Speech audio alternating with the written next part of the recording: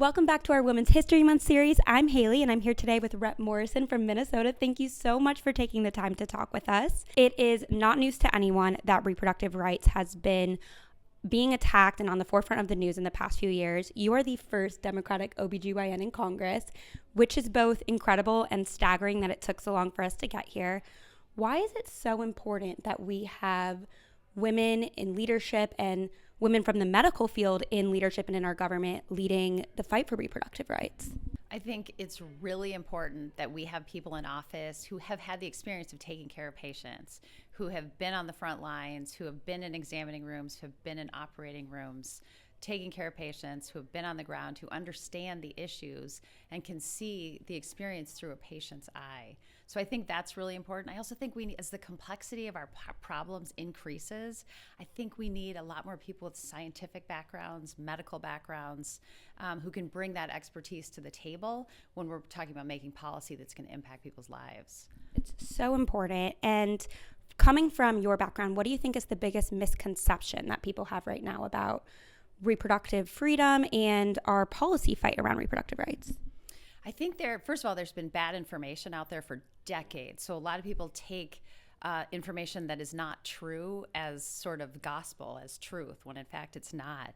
The other thing that I think that people don't make the link between abortion bans and the decline of overall reproductive and maternal health care. So in states that have passed abortion bans, they are seeing fewer people apply to medical school in those states.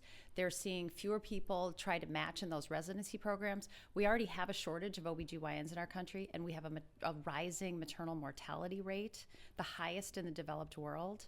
And so we are hurting the profession. We're making it harder to become an OBGYN, for example, and that hurts all women and girls, whether you live in a state with a ban or not. Maternal mortality rate is something I talk about a lot. We just saw the data come out last year that Black women are 3.5 times more likely in the United States now than white women to die during childbirth or from childbirth causes. So we're so grateful to have people like you fighting and advocating for this. Speaking of the fight and advocating, you have spent your entire career in male-dominated fields for the most part, medicine and now in government.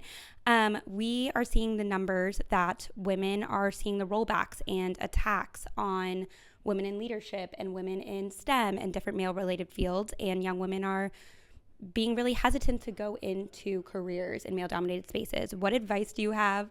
What words do you have for young women who are watching this and maybe feeling hesitant? I would say do it. We need you so badly. We need women in leadership. We need female doctors and healthcare providers and politicians.